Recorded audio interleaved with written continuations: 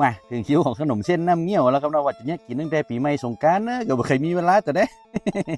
ยุบตลอดต้นปีใหม่สงกรานต์แล้วหยอกให้กำข้าวนอกหม้อหลวงๆนะเอาจนกินจนก้านจนไก่ไปข้างนะหม้อนี่ไปกะก่อนอื่นเลยนะไปตั้งหม้อขังใส่น้ำมันอย่าน้อยรายการวันนี้ผมจะเจ๊พริกน้ำเงี้ยวสำเร็จรูปของน้องโบโตเต็มไว้นะนี่กองแต่เนอะนี่นะวันก่อนน้องโบมาแอลหากันเลยลักขอเปิ่นเห็น2 ถุงจะอุดหนุนเปิ่นเห็นน้อยกับเมียเนาะ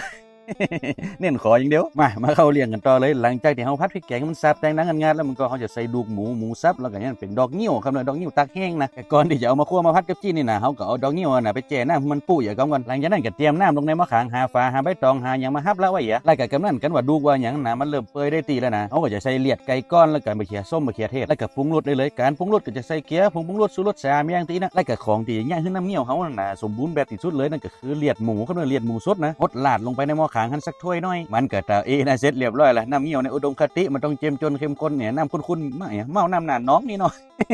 เพราะเราเจียมจนคือเนี่ยตักใส่ถ้วยใส่จานคนได้มักน้ำหน้าของน้ำเงี้ยวนะตักลาดให้สักน้อยมันถึงเหมาะเนาะมันถึงแดงปลึ้งมันเอากระลำทวงงอกพักป้อมแล้วก็เนี่ยพริกแห้งทอดย่องหน้าเนี่ยสุดท้ายนี่จะเป็นอะไรกะปิไม่ใช่กะปิกับอย่างกระเทียม